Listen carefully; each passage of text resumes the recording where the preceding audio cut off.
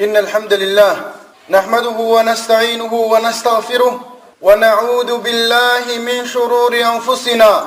ومن سيئات أعمالنا. من يهده الله فلا مضل له ومن يضلل فلا هادي له، وأشهد أن لا إله إلا الله وحده لا شريك له، وأشهد أن محمدا عبده ورسوله. يا أيها الذين آمنوا اتقوا الله حق تقاته ولا تموتن إلا وأنتم مسلمون. يا أيها الناس اتقوا ربكم الذي خلقكم من نفس واحدة وخلق منها زوجها وبث منهما رجالا كثيرا ونساء، واتقوا الله الذي تساءلون به والأرحم إن الله كان عليكم رقيبا. يا أيها الذين آمنوا اتقوا الله وقولوا قولا سديدا يصلح لكم أعمالكم ويغفر لكم ذنوبكم، ومن يطع الله ورسوله فقد فاز فوزا عظيما. أما بعد، فإن خير الكلام كلام الله، وخير الهدى هدى محمد صلى الله عليه وسلم، وشر الأمور محدثاتها، وكل محدثة بدعة، وكل بدعة ضلالة، وكل ضلالة في النار. قال الله سبحانه وتعالى: وقال الرسول يا رب إن قوم اتخذوا هذا القرآن مهجورا. إلهي سبحانه وتعالى isagaa mahad dhammaanteed iska leh. mahad aan la soo koobi karayn baynu u mahadnaqaynaa nicmo kasta oo inoogu nicmeeyey, nicmo kasta oo inuu galladaysta oo ina siiyey. nicmooyinka ilaahay waxa ugu weyn nicmada islaamnimada.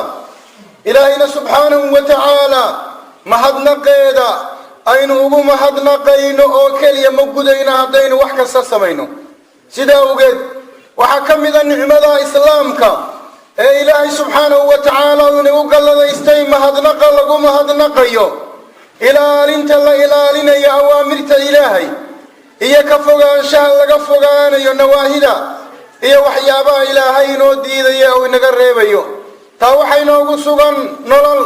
waxay noogu sugan sharaf, waxay noogu sugan iimaan, siduu ilaahayba qur-aanka kaga warramay. kitaabka qur-aanka ah ee ilaahay uu soo dejiyey subxaanahu wa tacaala waxa uu soo dejiyey in lagu hanuuno, waxa uu soo dejiyey in lagu dhaqmo, waxa uu soo dejiyey in lagu caafimaado oo qof kasta oo xanuun uu ku dhaco, hadday tahay jidhkiisa iyo hadday tahay qalbigiisaba, inuu caafimaadka ka dayo oo uu akhristo, iskuna akhriyo kitaabka ilaahay buu ilaahay u soo dejiyey.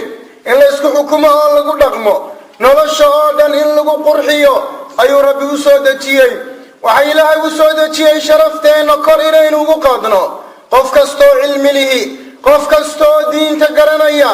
kolba intuu qur'aanka ka xafidsan yahay, macaanidiisa uu ka fahansan yahay, ku dhaqankiisa iyo fulintiisa uu kaga badan yahay buu ilaahay uga dhowya subxaana. siduu rabbi yidhi jalla wacala: laqad anzalnaa ilaykum kitaaban fiihi dikrukum afalaa tacqiluun. waxaanu idiin soo dejinnay kitaab sharaftiinnu ku jirto, kitaabun fiihi dikrukum, sharaftiinnaa ku jirta buu ilahay yidhi subxaana. iyadoo aanay quraysh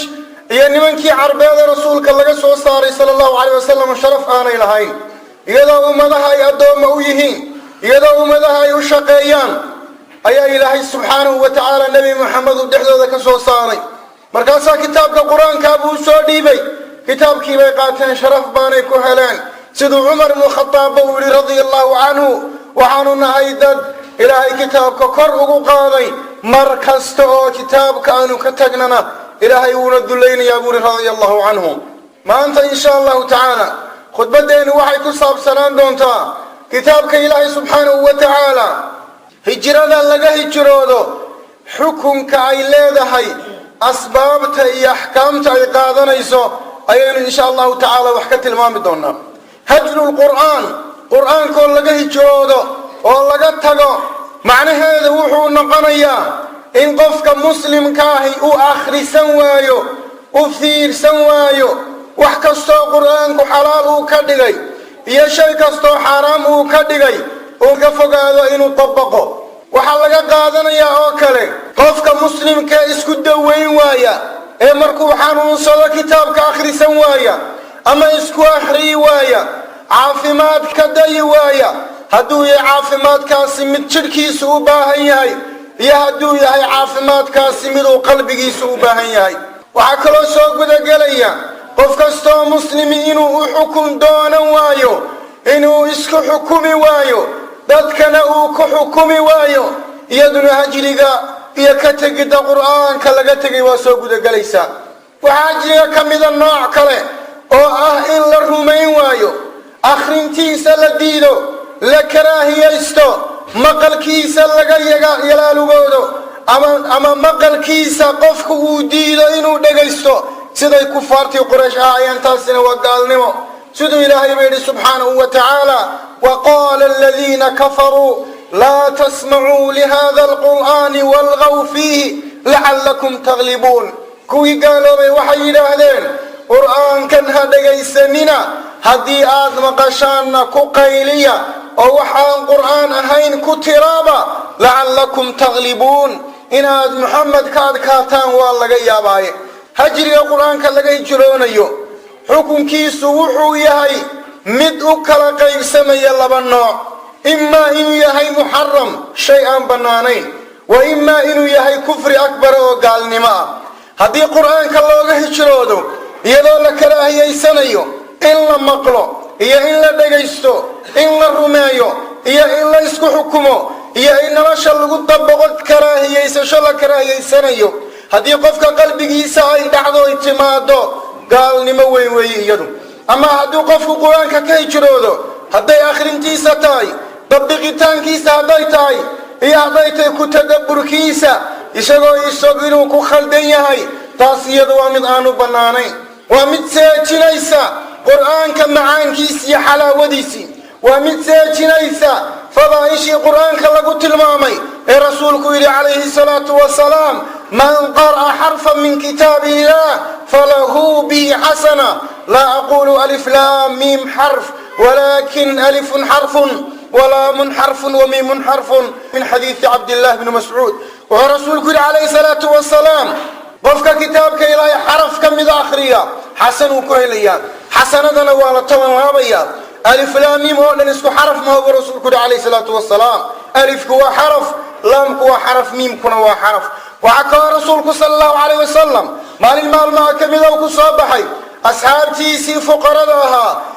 حفاظها مساجد كتشوغي ترى أصحاب الصفا لورن تري مركز رسولك وقول عليه الصلاة والسلام وارميان من ذين كيدين كمدي أنو كلهين لببنا رسولك مقعابي عليه الصلاة والسلام وأنو كسوك حيسنهين مال والبل وحالات أو كرس واوين إشتغل قرابة سنقين دنبنا قلين ما تعيشين سدا رسولك وحي يقول إن صحابة رسولك كلنا يحب ذلك نول بوجهي الصباح انتو كله إنه لبا نيثو غيرو شليس اسكسوك حيستو ذنبنا يسون قلين قرابة نقين رسولك يقول عليه الصلاة والسلام أفلا يغدو أحدكم إلى المسجد فيعلم آيتين أو يقرأ آيتين خير له من ناقتين وثلاث خير له من ثلاث وأربع خير له من أربع ومن أعدادهن من الإبل أو كما قال عليه الصلاة والسلام وحرسولك عليه الصلاة والسلام من يومئذ كيدك من مساجك كوك الله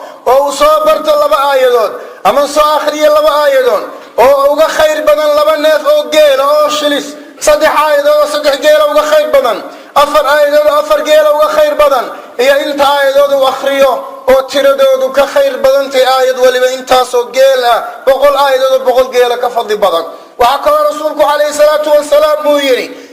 اقرأوا القرآن فإنه يأتي يوم القيامة شفيعا لأصحابه قرآن كأخرية وحو إيمان يا مالين قيامة إستقوا إرقين يا أصحابتي سامعيد يا قرآن كأخرية سي يقول يا ربي منعته النوم فشفعه فيا وحو أرنا يا ربي يوم هردديبا أديد إرقدي أقبل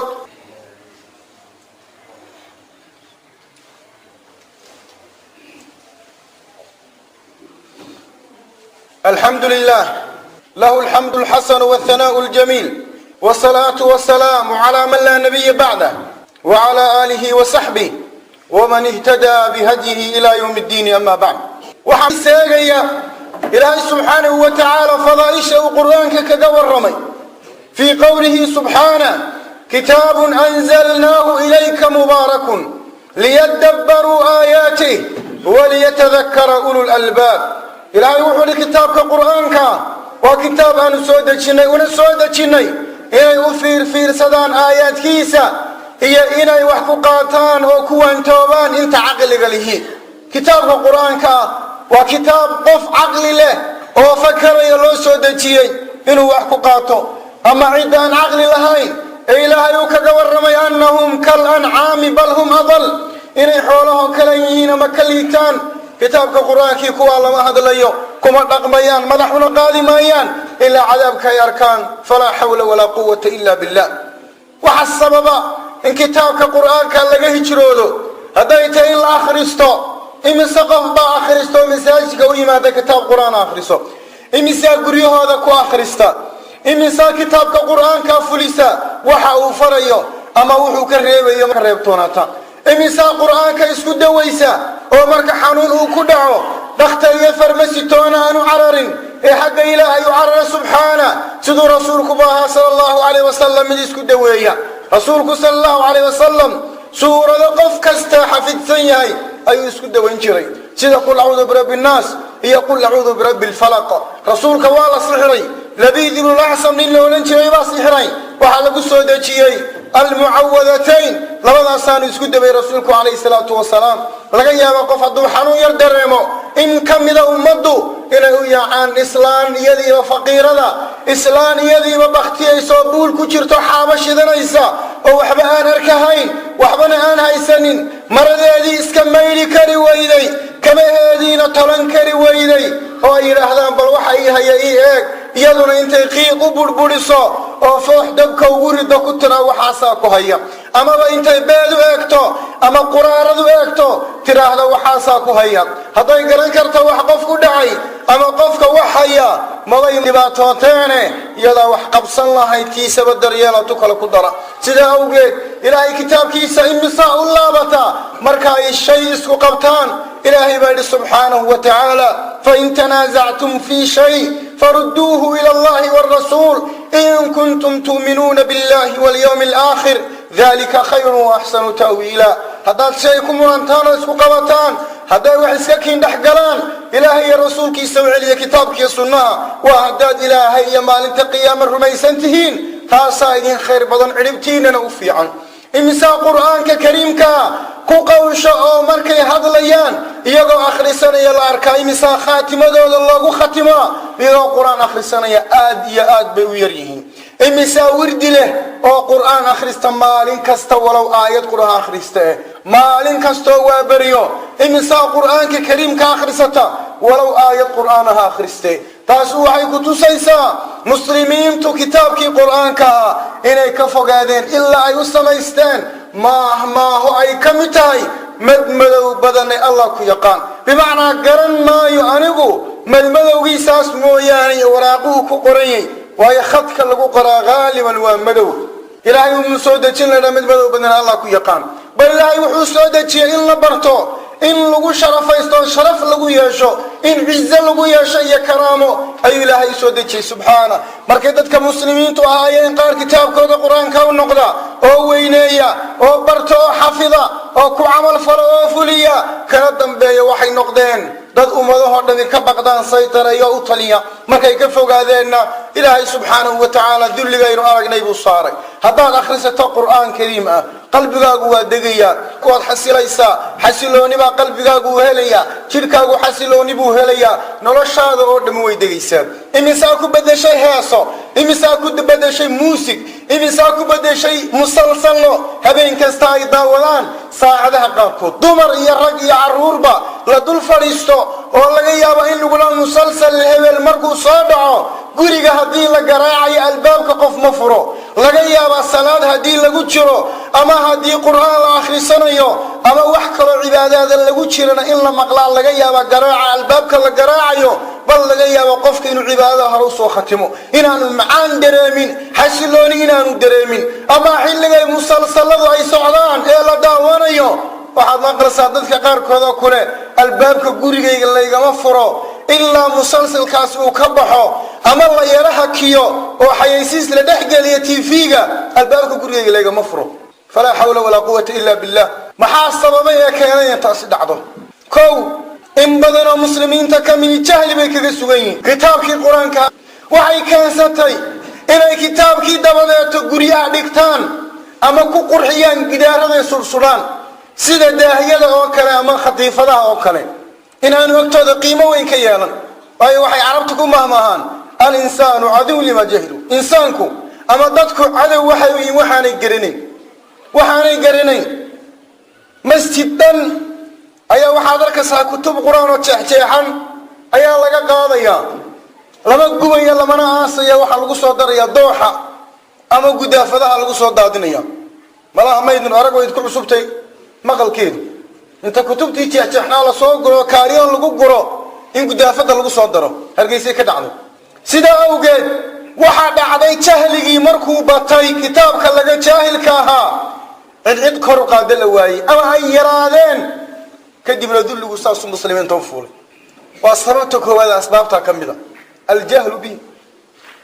markaasaa qof waliba waa soo fagax yidhi nin waliba wuxuu keenayaa cudurdaar macquul ka dhigaya inaanu baran maxaa kitaabka u baran weyda hebelow wallahi niyo 4-5 ciyaalan leeyahay yaa u shaqaynaya haddaan fadhiista masaajidka waa cudurdaar meheradaan leeyahay maamulaan in lacag laanahay xisaabtiiba waan ka bixi waayo waan mashquulay mishiin laydh ban leeyahay waan mashquulay dukaan ban leeyahay waan mashquulay maalinta qiyaame ilaahay maxaad ugu jawaabi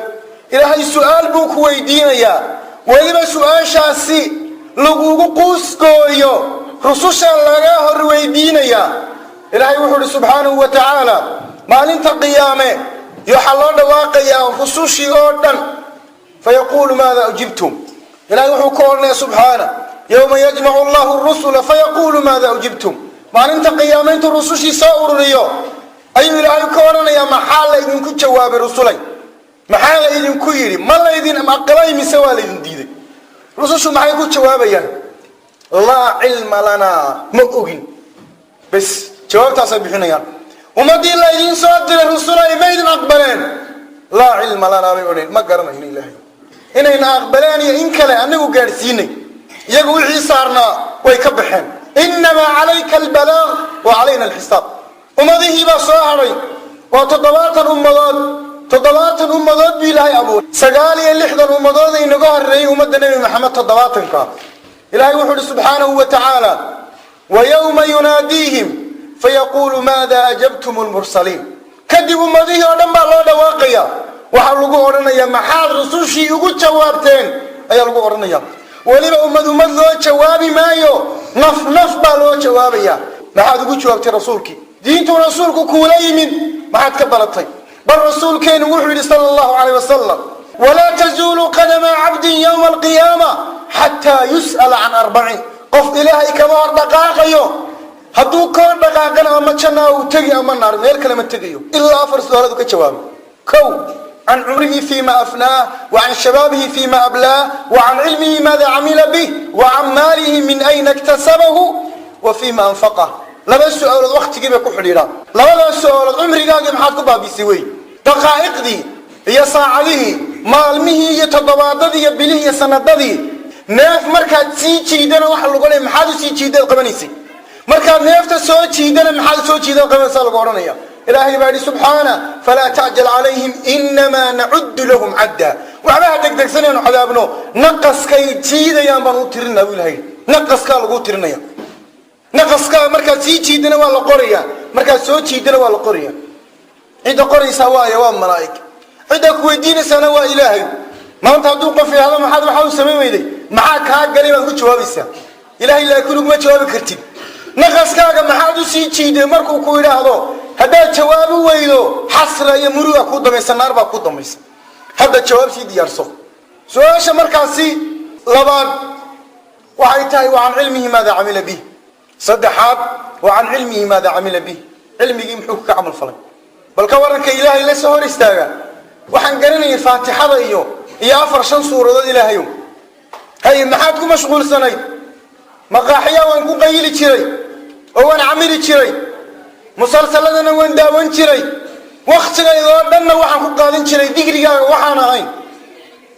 ilaahay qof kale oo barka warmeen xishoonahay ilaahay kala hor istaaga jaad istigaar ban cunay ama qof ban xamalay ama waa sheekaynay ama filim iyo musalsalan daawanay diintina waxa ka garan maayo baa yacrif halku tagay qofkaasi waa inaan dib isku noqono sababta labaad waa inaan qofku waanu akhrin kitaabka isoo ku tadabburaya haddii kitaabka quraanka la akhriyo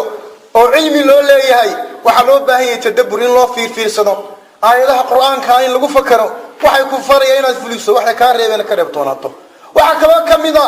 inaan la helin inta badan marka quraan la akhriyo meel degan oo lagu akhriyo dad badan baa kitaab quraan soo akhriso laga yaabo suuqiisu ku dhex akhrisanaya suuqiga dhan baa ka xaqaynay laga yaabo tadabburkiiba helayo inuu meel degan fadhiisto kitaabkii waa akhriya waanu sheekeynaya kitaabkii waa akhriya telefoonna waa diraya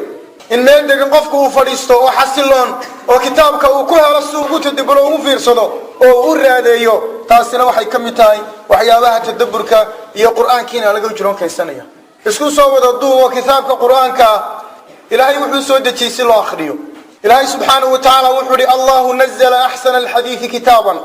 mutashabihan مثانية تقشعر منه جلود الذين يخشون ربهم ثم تلين جلودهم وقلوبهم إلى ذكر الله ذلك هدى الله يهدي به من يشاء إلهي وحو الكتاب كقرآن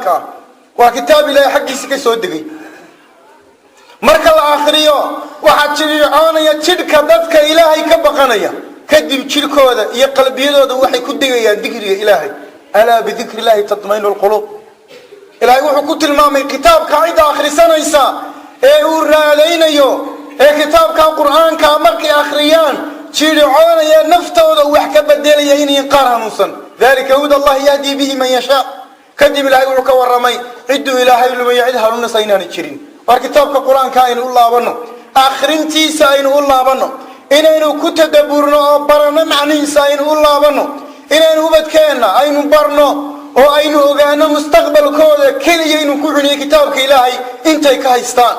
in badan waalidiinta waxa laga yaabaa inay ku fikirayaan mustaqbalka ilmahaagu iskuul u dhigto way kadib secondary kadib jaamacad kadib uu shaqaysto kulli mustaqbalka ilmaha wuxuu ka dhigay wax suuli ku ururaya dhow rasuulkuna kaleey salaatu wasalaam waxa uu ibn aadamka waxay cunayaan adduunyadu tusaale u yahay gebiga waxaad cunaysaaba waa adduunyadu tusaale u yahay si kastood u udgoonayso oo miraxayso oo macaanayso adduunku wuxuu u tusaalay waxaad cunayso markaad cunayso waa macaan calooshu galiya jirka ku intifaacaya kadibna suuli bay ku dambaynaysaa nolosha oo dhami waa macaan qofku markuu guursado markuu badalo markuu shaqaysto uu helo waa macaan laakiin waxay ku dambaynaysaa god kale oo qabri baa la gelinayaa qofka halkaas laga tagayaa kulliga waxa noqonaysaa wax godka gala oo la iska fogeeyo si aanu u urinin umada ama aan dhulka qarmuunkiisu u gaarin sidaa awgeed ilaahay inuu ka baqana subhana wixii la inaga sameeyay inuu dareensanaano inaan dhooba ka samaysanahay meeshaynu tagaynaana inay laba wada tahay iyo laba daarood aynu ogaano qofkii wanaag sameeyaa wuxuu gali janno iyo khayr wuxuu helay ilaahay raali ahaanshiisa ilaahay buu arki oo indhiisa uu saari qofkii xumaan sameeyana daar kale uu tagi oo taa ka duwan muruga iyo dhibaatoodan ay taalo nacuudu billahi min an-nar wa ma qarraba ilayha min qawlin wa amal wa nasaluhu al-janna wa ma qarraba ilayha min qawlin wa amal wa sallallahu wa sallama ala sayyidina Muhammad